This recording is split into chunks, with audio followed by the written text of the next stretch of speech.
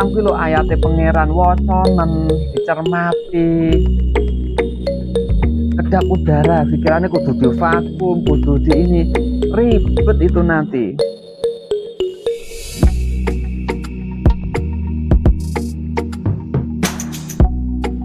Assalamualaikum warahmatullahi wabarakatuh. Nama saya Ahmad Saifullah, tempat tinggal di Desa Genengan, Doko, Blitar. Saya owner dari Cahaya Berkah Farm di Desa Genengan, Kecamatan Doko, Blitar. Salam silaturahmi kami sampaikan, salam takdim kepada guru saya, Bapak Yai Tanjung, Pomosda Jatayu, pada teman-teman peternak se-Indonesia yang berbahagia.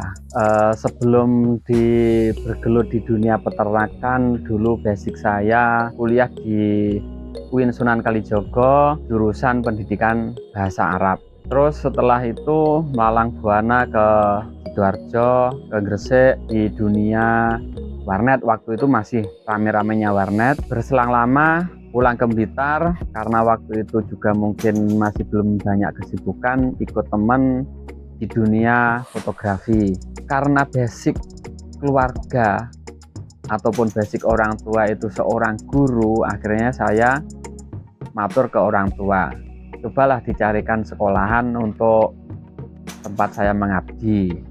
Setelah itu tahun 2011 saya masuk di satu lembaga ternama Blitar, MI Miftahul Huda Nggogo Desa Kanigoro.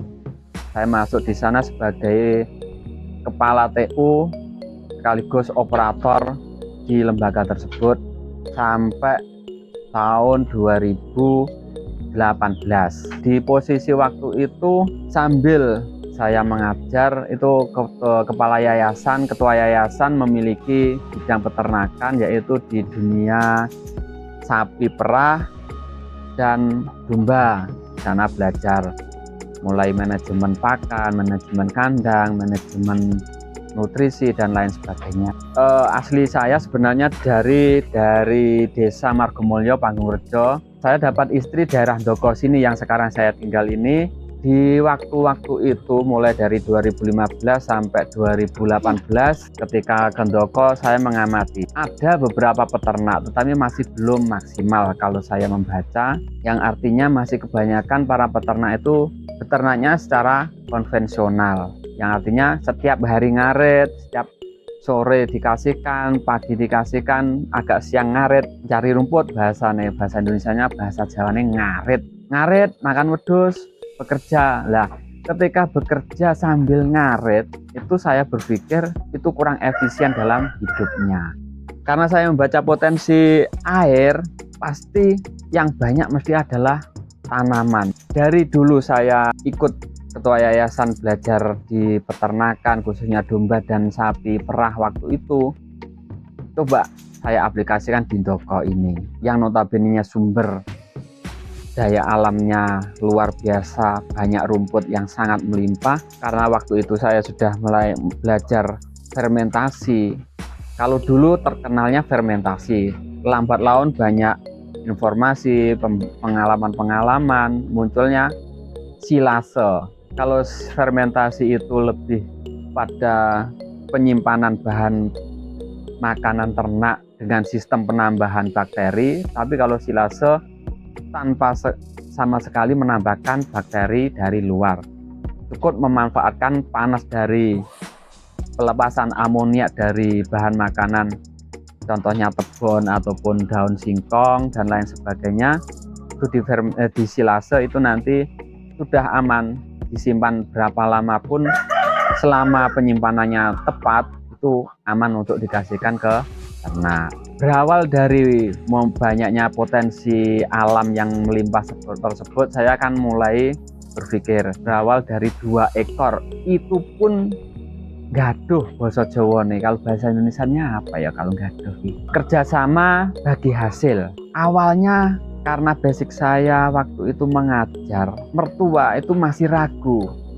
Kayak ini nanti iso ngopeni wedhus tenan pora ya, ngono kayak gitu. Dari situ dari 2 ekor saya kawinkan, beranak, jadi bertambah, dan dari situlah orang tua tahu, oh ternyata anak saya mampu untuk mengembangkan ini walaupun dengan pelan-pelan. Dari situ saya belajar beternak. Awalnya dengan beternak itu saya mencari rumput setiap hari. Terus saya pikir-pikir, lah iki engko lek aku ngarit bendina iku padha wae karo wong liyane, ora nek bedane. Nggak keren iki. Nah, dari situ saya ingat waktu itu saya belajar ikut ketua yayasan, saya belajar fermentasi.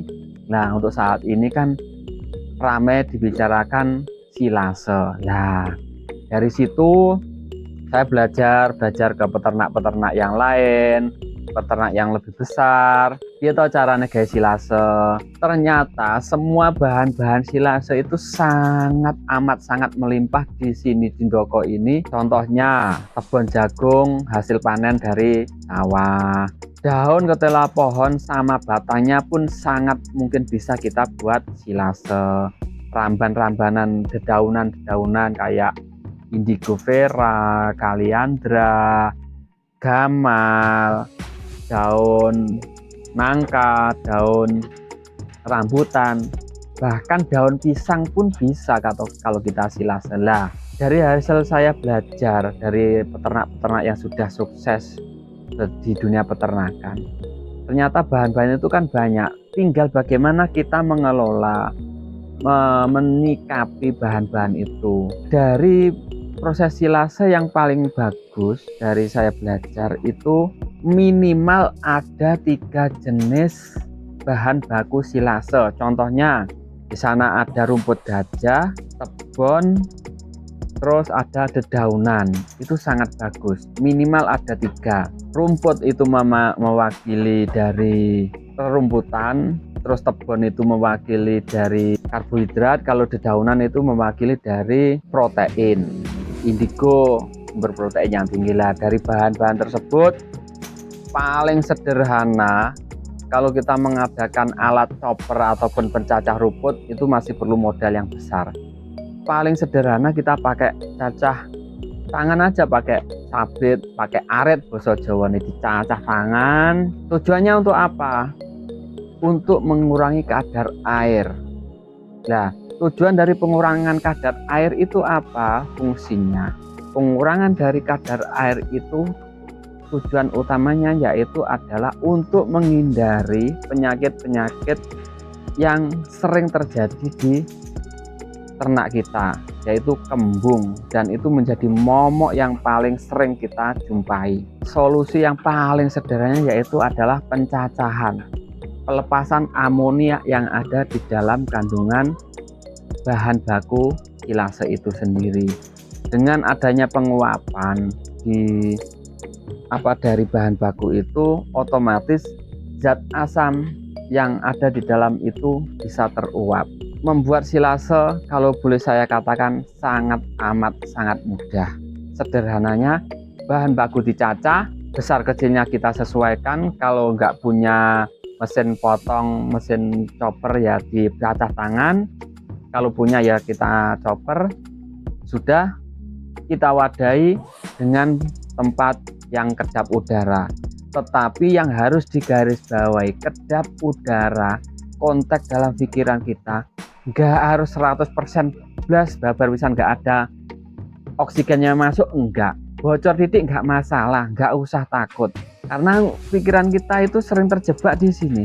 Kedap udara, pikirannya kudu di vakum, kudu di ini, ribet itu nanti. Itulah yang sering terjadi, membuat orang males untuk membuat silase, akhirnya nggak jadi, akhirnya kan mundur waktunya proses peternakannya.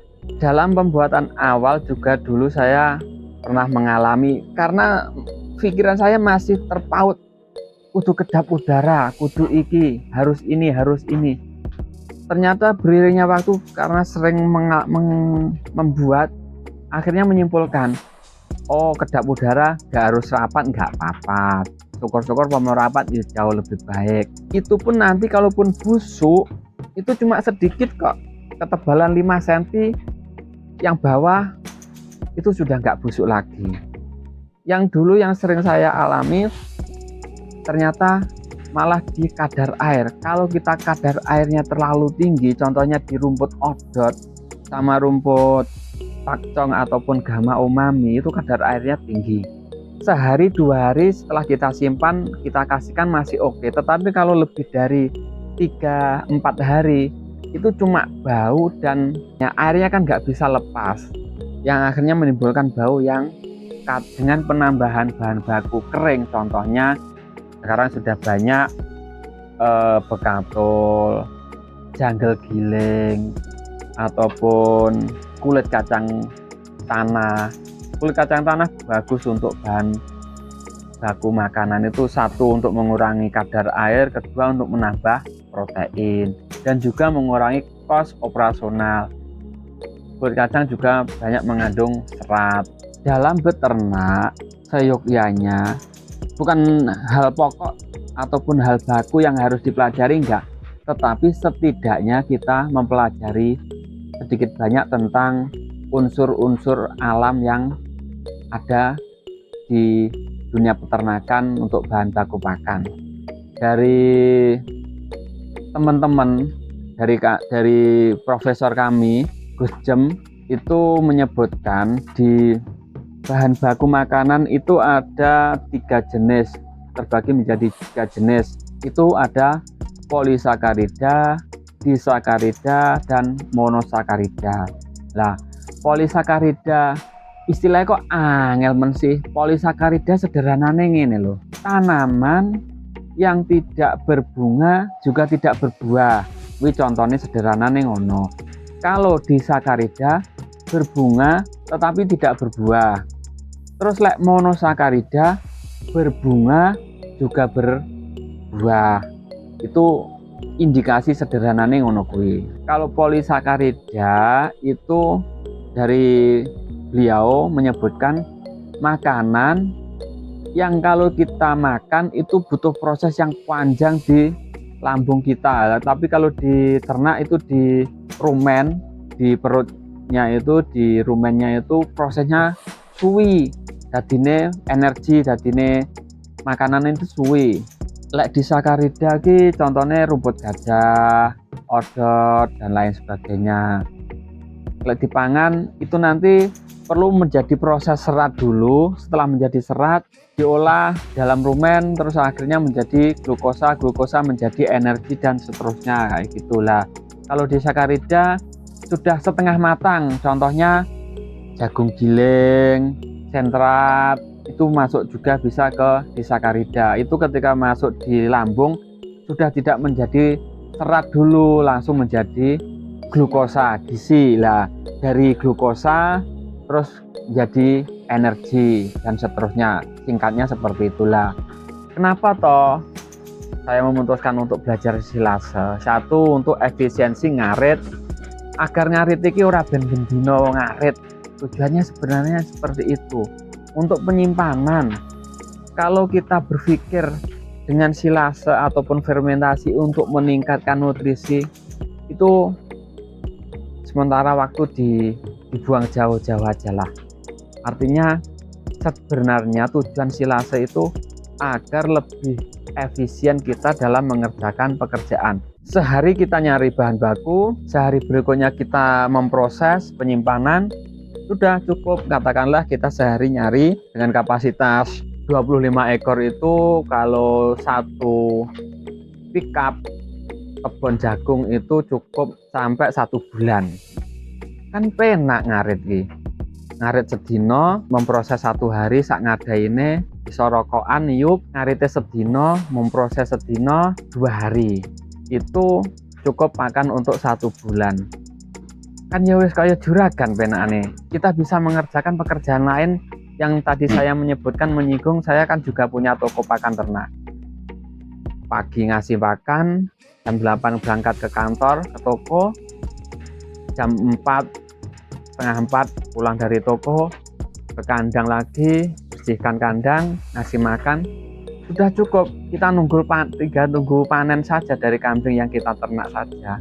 Kalau full hijauan 20 ekor itu cukup lumayan banyak sebenarnya kalau kita ngarit setiap hari. Duwe open duwe ternak, nggak ngarit kadang koweri.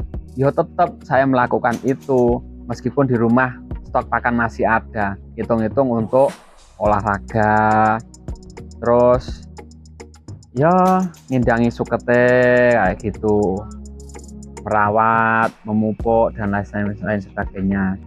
Nah, estimasinya ya gitu, 25 ekor itu rong bentel tali telu bahasanya. Sebenarnya kalau tips-tips untuk beternak ataupun memulai apapun lah usaha yang pengen kita tekuni. 1, baca lingkunganmu itu punya potensi apa.